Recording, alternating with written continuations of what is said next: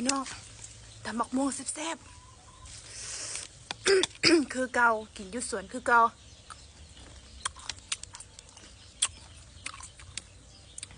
กินคนเดียว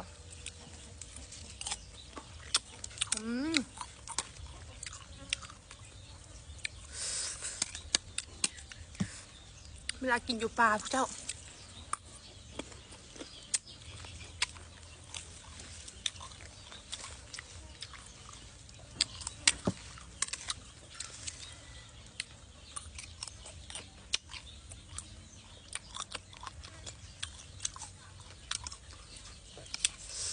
แซ่บคือเกา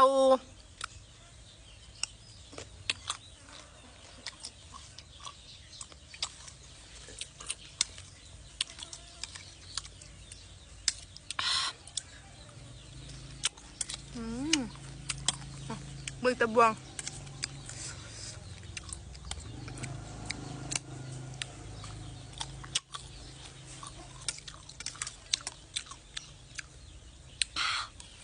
ใ